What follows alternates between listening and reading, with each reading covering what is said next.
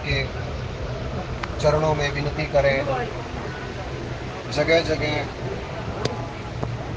इस धरातल के ऊपर गणपति महोत्सव को मनाया जा रहा है और ये भगवान की अतुलनीय कृपा रही जो भगवान ने अपने भक्तों के पुकार को सुना। भक्त कहता है, कभी राम बन के कभी श्याम बन के चले आना प्रभु जी चले आना, तुम गणपति रूप में आना, रिद्धि साथ लेके सिद्धि हाथ लेके चले आना प्रभु जी चले आना। भगवान के सभी रूप वंदनीय है। सिए राम मैं सब जग जानी, करहु प्रणाम जोरी जुग पानी। राम और गणपति में कोई अंतर नहीं है और मानस में जब नाम की वंदना की गई तो गोस्वामी जी महाराज कहते हैं, महिमा जासु जान गण राहु, प्रथम पूजियत नाम प्रभाव। गणपति जी को हमारे सनातन धर्म में सबसे पहले पूजा करने का विधान है। कोई भी शुभ काम हो, कोई भी मांगलिक कार्य हो तो हनुमान जी महाराज की अर्चना पूजा के साथ साथ हमारे गणपति जी की पूजा की जाती है। अब देखिए, परमात्मा के किसी भी रूप में कोई अंतर नहीं मानना चाहिए। हनुमान जी महाराज भी सिद्धि को प्रदान करने वाले हैं। अष्ट सिद्धि नवनिधि के दाता, असवर दीन जानकी माता। और गणपति जी को भी सिद्धि का दाता माना जाता है। गणपति जी भी विघ्न विनाशक हैं और हमारे हनुमान जी महाराज भी संकट कटे मिटे सब पीड़ा, जो सुमरे हनुमत बलबीरा। तो परमात्मा के सभी रूप वंदनीय हैं। आइए गणपति जी की महिमा का गुणगान करें और उसके पश्चात राम कथा के माध्यम से अपने जीवन का कल्याण करें। जय गणेश जय गणेश जय गणेश देवा, माता जाकी पार्वती पिता महादेवा। जय गणेश जय गणेश जय गणेश देवा, माता जाकी पार्वती पिता महादेवा।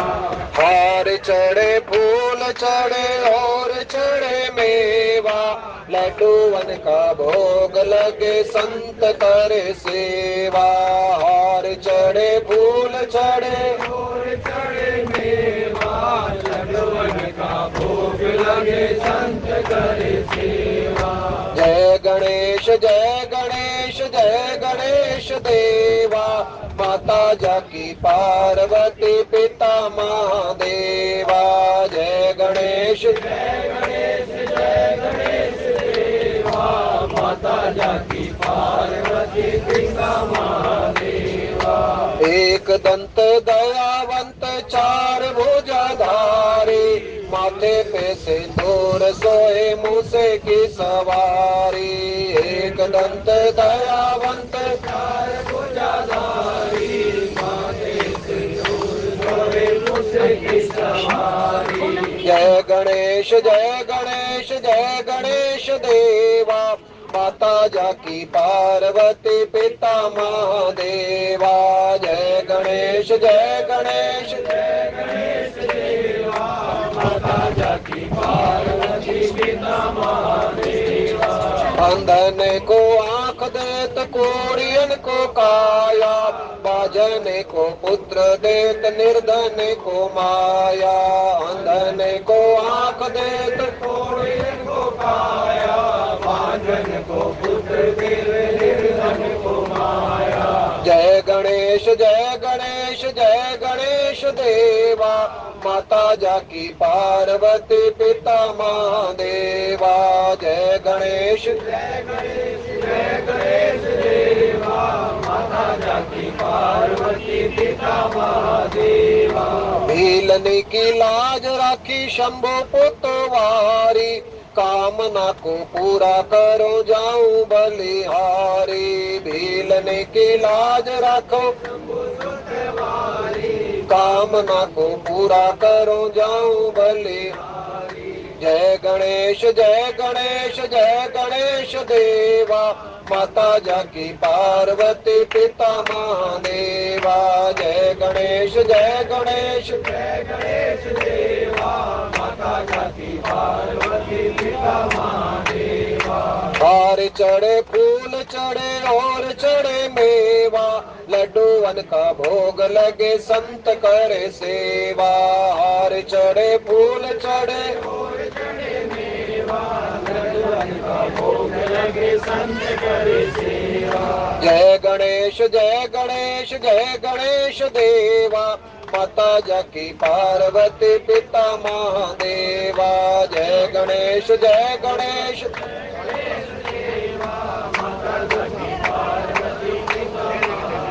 बोले गणपति जी महाराज की जय। लोक शिक्षा के लिए अवतार जिसमें था लिया, निर्विकार निरीह होकर नर सदृश कौतुक किया। राम नाम ललाम जिसका सर्व मंगल धाम है, प्रथम उस सर्वेश को श्रद्धा समेत प्रणाम है। श्रद्धा समेत प्रणाम है। राम अमित गुण सागर, था के पावई कोई।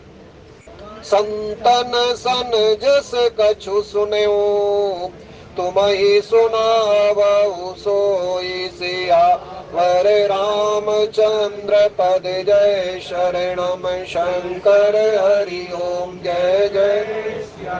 आज धन्य मैं धन्य अति, यद्यपि सब विधीन, निज जन जानी राम मोहे। संत समागम दीन, सियावर रामचंद्र पद जय, शरणम शंकर हरि ओम जय जय। रूप भवन ते अवसर सोहा, रचना देख मदन मन मोहा। मंगल सगुन मनोहर ताई, रिद्धि सिद्धि सुख संपदा सुहाई। जनो उछाह सब सहज सुहाई, तन धर धर दशरथ ग्रह छाई। देखन हेतु राम वैदेही, कयहु लालसा होई न केही। कयहु लालसा होई न केही।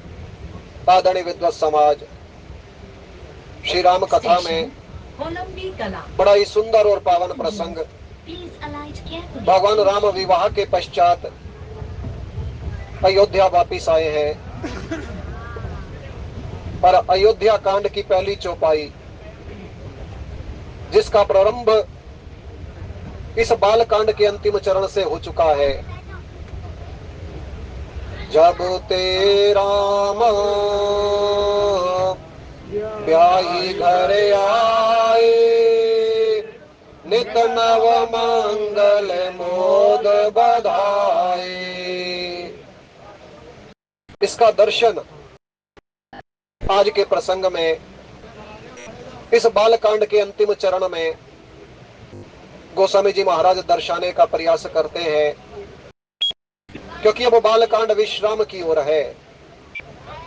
पर अयोध्या कांड के अंदर हम बहुत जल्दी प्रवेश करेंगे।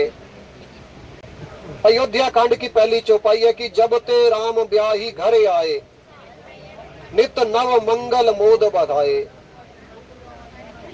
और संत महात्मा तो इस अयोध्या कांड के पहले दोहे का बड़ा ही सुंदर विवेचन करते हैं कि ये वो दोहा है जिसका नित्य प्रति पाठ होना चाहिए।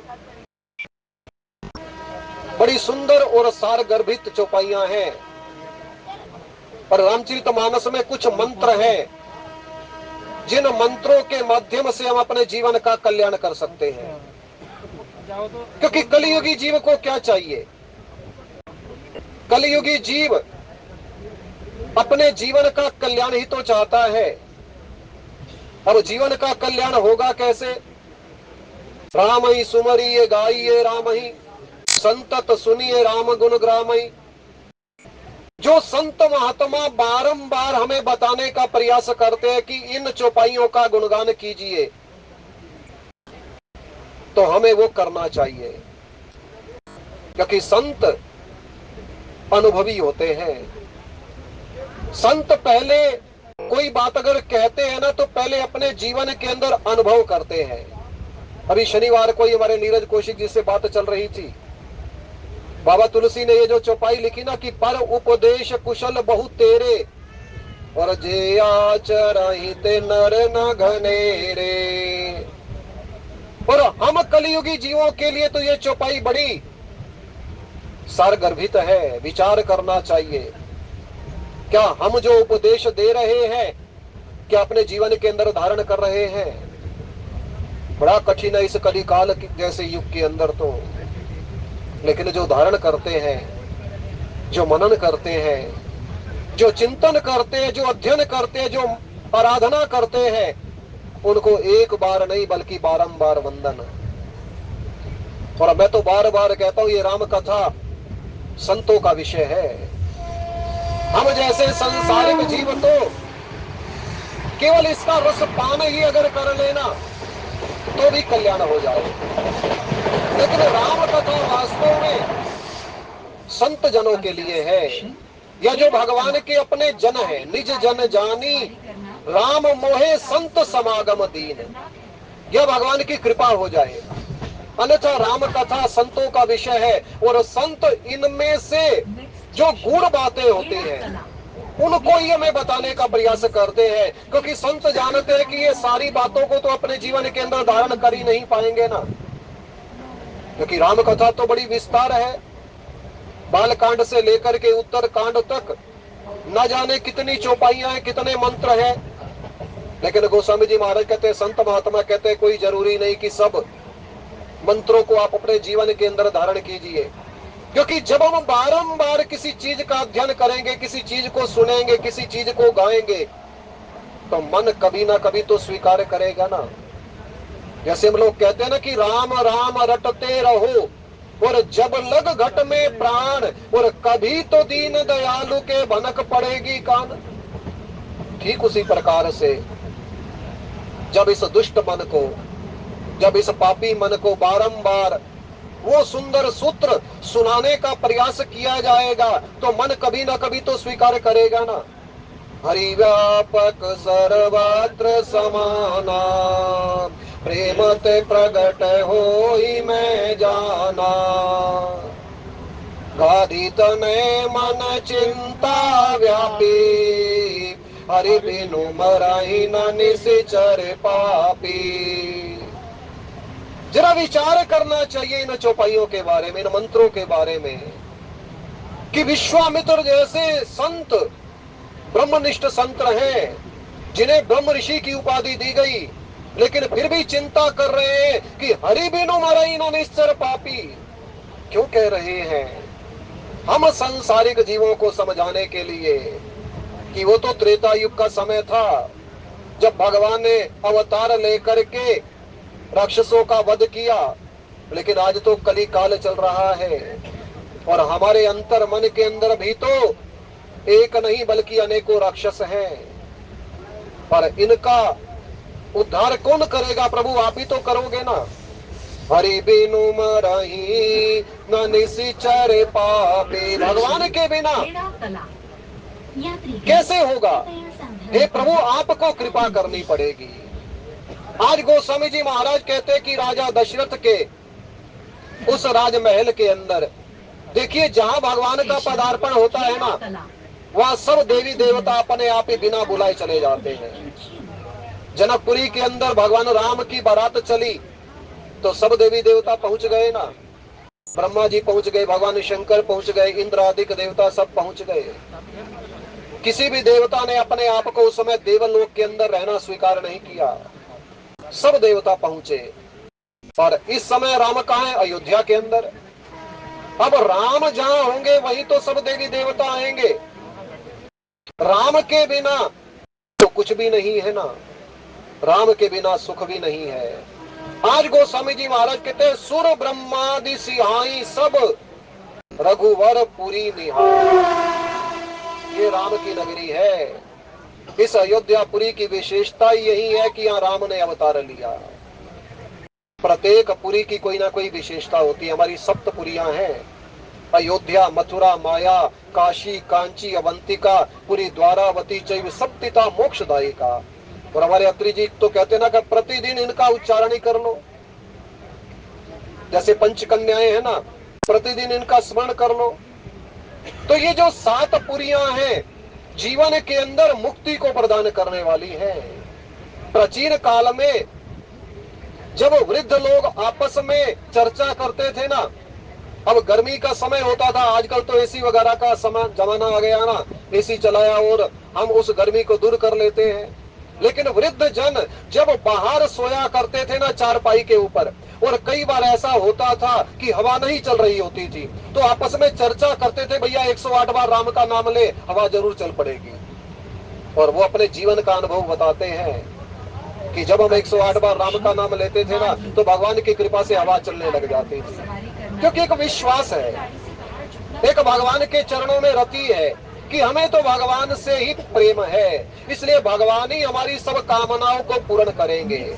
आज गोस्वामी जी महाराज कहते हैं कि अयोध्यापुरी के अंदर ब्रह्मा जी आदि सब देवता जो हैं, उस नगर की शोभा को देख करके आज बड़े आश्चर्यचकित हो रहे हैं कि ये अयोध्या पहले वाली अयोध्या तो नजर नहीं आ रही, क्योंकि अयोध्या को उन्होंने पहले भी देखा था। लेकिन इस समय वो अयोध्या के अंदर मानो 4 चांद लगे हुए हैं। कारण क्या है? कारण राम का आगमन है। जब जीवन के अंदर भगवान का प्रवेश हो जाए, भगवान का पदार्पण हो जाए, तो उस जीव के स्वभाव का भी वर्णन नहीं किया जा सकता।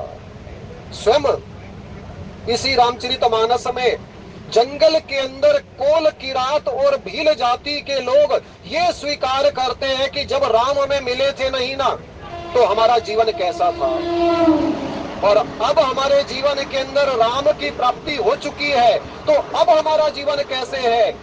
बोले जब राम नहीं थे तो हम जंगल के अंदर नाना प्रकार से राहगीरों को लूट लिया करते थे, लेकिन राम की ना अपन जब ही ते भयाहु भुवन भूषण तब ही ते। महिमा राम की है। जीवन के अंदर राम ही सब कुछ है। अगर राम है तो सब है, और अगर राम ही नहीं तो फिर कुछ भी नहीं। संत महात्मा बारंबार कहते हैं, संसार के अंदर जितने भी रिश्ते नाते हैं ना, सब राम के कारण से हैं। परम पूज्य प्रिय परम जहाते, और सब मानिए राम के नाते। माँ सुमित्रा ने ये बात लक्ष्मण से कही, लक्ष्मण राम की सेवा करने जा रहे हो ना, तो सबके अंदर, राम के अंदर सब रिश्तों को देख लेना। अगर राम की सेवा हो रही है ना, तो ये मान लेना कि मेरी भी सेवा हो रही है, मैं दूर नहीं हूं। अगर राम की सेवा हो रही है तो पिता दशरथ की भी सेवा हो रही है। अगर राम की सेवा हो रही है तो भरत की सेवा भी हो रही है। अगर राम की सेवा हो रही है तो गुरुजनों की सेवा भी हो रही है। गुरु पितु मात बंधु सुर साई, और से यही सकल प्राण की नाही। संत महात्मा कहते हैं इनकी सेवा करनी चाहिए। जैसे हम प्राणों से कितना प्रेम करते हैं, और राजा दशरथ राम से इतना अगाध प्रेम करते थे। तभी राजा दशरथ को राम के पिता बनने का सौभाग्य मिला। सब सुत प्रिय मोहे प्राण की नाई, पर राम देत नहीं बनाए गोसाई। आज गोस्वामी जी महाराज कहते हैं, भूप भवन ते ही अवसर सोहा, रचना देख मदन मन मोहा। कामदेव का मन भी जहाँ लज्जित हो जाए, इतनी शोभा। अब देखिए भगवान के रूप के अंदर भी इतनी शोभा है, क्योंकि नील सरोरऊ नील मणि नील नील धर श्याम, और लाजई तन शोभा निरख कोटि कोटि सत काम। राम की शोभा को देख करके भी एक कामदेव नहीं, करोड़ों कामदेव लज्जित हो जाए। पीछे अपने प्रसंग सुना ना, कोटि मनोज लजावन हारे। इतना सुंदर रूप, जनकपुर के लोग तो देख करके चकित रह गए। संसार के अंदर हमने सुंदरता तो बहुत देखी, लेकिन श्याम गोर किमी कयहूं बखानी, और गिरा अनयन नयन बिनु वाणी। परमात्मा वाणी का विषय तो है ही नहीं ना। हम अगर ये सोचे कि वाणी के माध्यम से हम उसकी महिमा का गुणगान कर लेंगे, तो कदापि नहीं। वाणी के अंदर वो समर्थ ही नहीं। पीछे जनक जी ने प्रशंसा की ना भगवान की, पर प्रभु आपकी जो महिमा का बखान है वो वाणी के द्वारा किया ही नहीं जा सकता। राम करऊं कई भांति प्रशंसा, क्योंकि मुनि महेश मन मानस हंसा।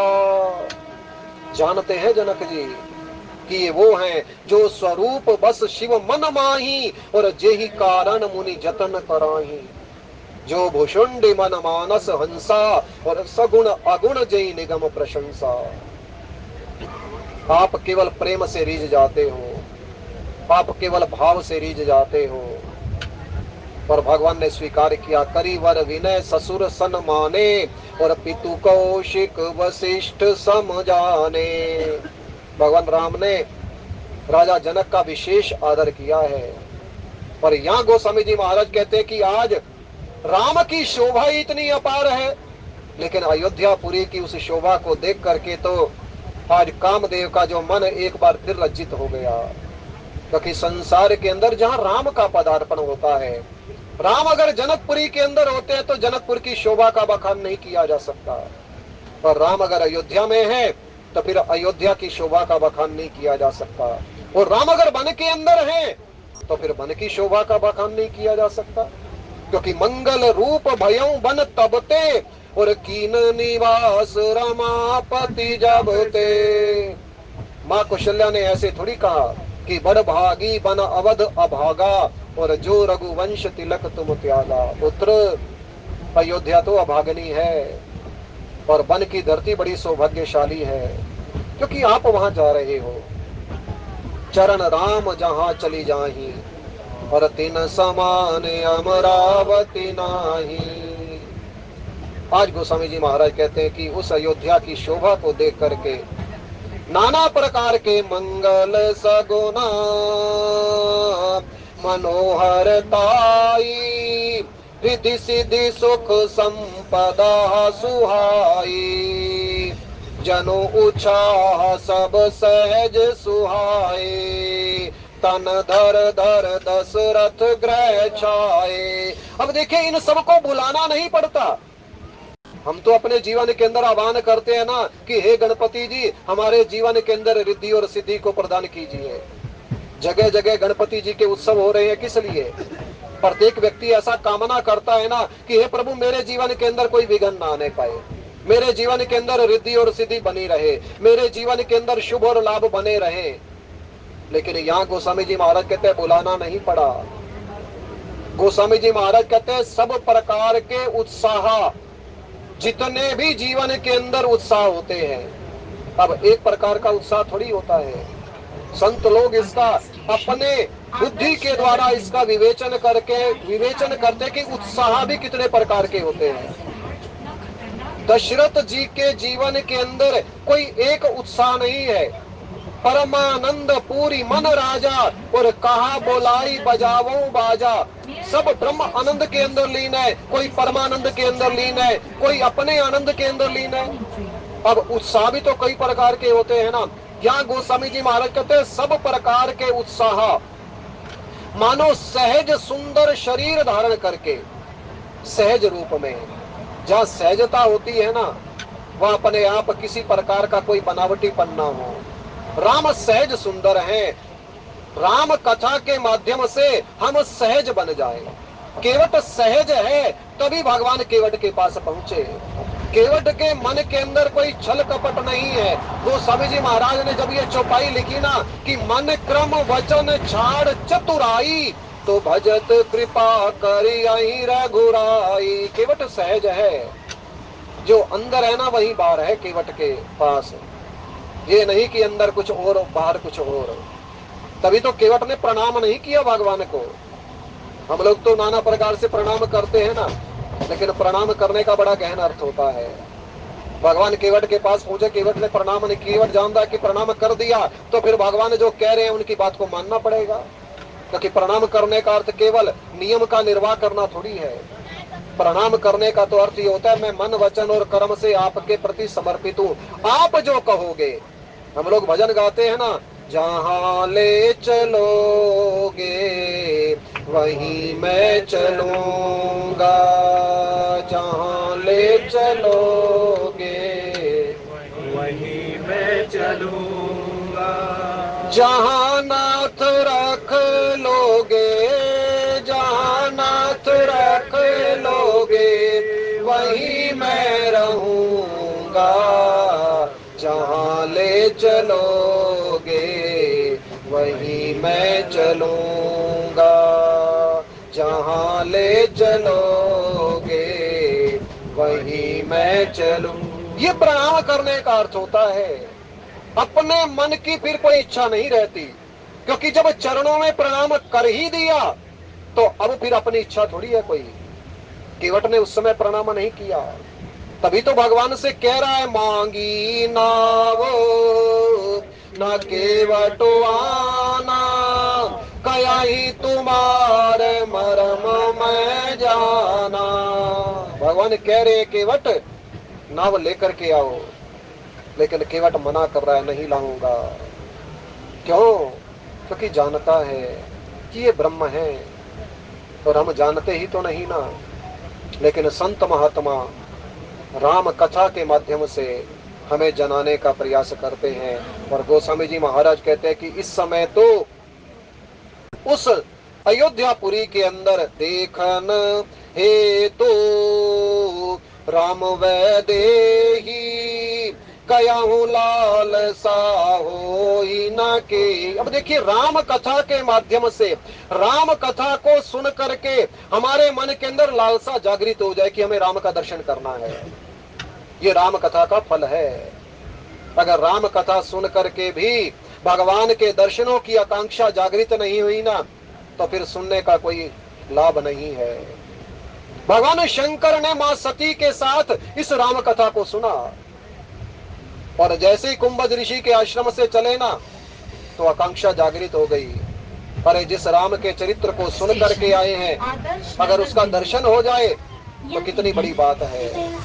और राम सदा सेवक रुचि राखी, वेद पुराण साधु सुर साखी। भगवान ने शंकर जी को दर्शन दिए। उस समय भगवान की सुंदर लीला चल रही थी। भगवान यद्यपि नर लीला कर रहे थे, लेकिन शंकर जी के मन के अंदर राम के दर्शनों की प्रबल आकांक्षा जागृत हो गई कि राम का दर्शन तो होना ही चाहिए, जिसकी सुंदर कथा को हम सुन करके आए हैं। और ते ही अवसर भंजन मही भारा, हरि रघुवंश लीन अवतारा। उस समय लीला चल रही थी भगवान की। हे खग मृग हे मधुकर श्रेणी, तुम देखे सीता मृग नयनी। शंकर जी ने राम जी का दर्शन किया और प्रणाम कर दिया। जय सच्चिदानंद जग पावन, अस कहीं चले मनोज न सावन। सती सो दशा शंभु कह देखी, पुर उपजा आनंद विषेखी। लेकिन संशय हो गया, अरे इतने भाव विभोर हो रहे हैं, मुझे तो कुछ दिखाई नहीं दे रहा। कारण क्या बना? क्योंकि कारण राम कथा सुनी ही नहीं थी। अगर राम कथा सुनी होती तो सती जी के जीवन के अंदर भी भाव जागृत होता कि मुझे राम का दर्शन करना है। आज गोस्वामी जी महाराज कहते हैं लालसा। महाराज मनु के जीवन के अंदर लालसा उत्पन्न हुई। जब भगवान ने वरदान मांगने के लिए कहा ना, मनु मांगो, क्या मांगते हो? सकुच विहाई मांग नृप मोही, और मोरे नहीं अदेय कछु तोही। अब महाराज मनु सोचने लगे क्या मांगा जाए। एक लालसा उर मन माही, सुगम अगम कहीं जात सोनाई। लालसा शब्द लिखा वहां तुलसी ने, बड़ा मार्मिक शब्द है ये लालसा। हमारे जीवन के अंदर वो कामना हो जाए, ये लालसा हो जाए जो कागभुशुंडी जी के जीवन के अंदर हुई। एक लालसा उर मन माही, कि भगवान का दर्शन पाना है बस। आज गोस्वामी जी महाराज कहते हैं राम और जानकी के दर्शनों के लिए भला किसे लालसा नहीं होगी? हर व्यक्ति राम का दर्शन ही तो करना चाहता है। जन्म जन्म मुनि यतन कराही, और अंत राम कहीं आवत नाही। और यहाँ गोस्वामी जी महाराज कहते हैं जिनके मन के अंदर लालसा है ना, वो रोक भी नहीं पाई अपने आप को, क्योंकि जिसने दर्शन करना है ना उसने कर ही लेना है। जिन ढूंढा तिन पाइया, और गहरे पानी पैठ, और मैं बवरी डूबन रही रही किनारे बैठ। हम लोग तो ये सोचते हैं ना कलयुग का समय, पता नहीं भगवान दर्शन देंगे या नहीं देंगे। लेकिन आज भी इस धरातल के ऊपर ऐसे संत हैं, सिद्ध संत हैं, जो नित्य प्रति भगवान का दर्शन करते हैं। आवश्यकता है उनको ढूंढने की, आवश्यकता है भगवान के चरणों में प्रार्थना करने की कि प्रभु जेड़ा मन दिया वांगा मोड़े, ऐसा कोई संत मिले। जेड़ा तार हरि दे नाले जोड़े, ऐसा कोई संत मिले। हे प्रभु कृपा करो ना। ये गुण साधन ते नहीं होई, तुम्हारे कृपा पाव कोई कोई। अब जिनके मन के अंदर लालसा है वो सब चल पड़ी, रोक नहीं पाई अपने आप को। यहाँ गोस्वामी जी महाराज कहते हैं जूथ जूथ मिली चली सुवासनी, निज छवि निध रही मदन विलासनी। राम का दर्शन करने जा रही है तो गोस्वामी जी महाराज कहते हैं ये केवल तन से ही सुंदर नहीं है, ये मन से भी सुंदर है। और राम तो मन की सुंदरता को देखते हैं ना, राम को तन की सुंदरता से क्या लेना देना। तन से तो राम ही इतने सुंदर हैं। शूर्पणखा कितना सुंदर रूप बना करके आई, लेकिन भगवान ने देखा ही नहीं। आज गोस्वामी जी महाराज कहते हैं सुहागनी स्त्रियां झुंड की झुंड, क्योंकि भगवान सबको दर्शन दे सकते हैं, चाहे कोई असंख्य जीव क्यों ना हो। भगवान तो उतने रूप बना सकते हैं ना। अमित रूप प्रगटे ही काला, और जथा जोग मिले सब ही कृपाला। भगवान ने ये थोड़ी कहा कि मैं तुम्हें दर्शन नहीं दूंगा, बाद में दूंगा, नहीं। प्रेमातुर सब लोग निहारी, कौतुक की न कृपाल खरारे। अमित रूप प्रगटे ते ही काला, जथा जोग मिले सब ही कृपाला। और क्षणमयी सब ही मिले भगवाना, उमा मरम ये काहू न जाना। आज झुंड की झुंड स्त्रियां जिनके मन के अंदर लालसा है, जिनके अंदर राम के प्रति प्रेम है कि हमें राम का दर्शन करना है, भूल गई इस बात को कि राम तो पहले माताओं को दर्शन देंगे, हमारा नंबर तो बाद में आएगा ना। भूल गई इस बात को और सब की सब चल पड़ी। और गोस्वामी जी महाराज कहते हैं सकल सुमंगल सजे आरती, और गावई जनु बहुवेश भारती। राम को क्या चीज प्रिय है? मंगल भवन अमंगल हारे, द्रवाहु सुदशरथ अजर बिहारी। मांगलिक पदार्थ। भगवान से मिलने के लिए जाओ ना तो संत महात्मा कहते हैं खाली हाथ नहीं जाना चाहिए।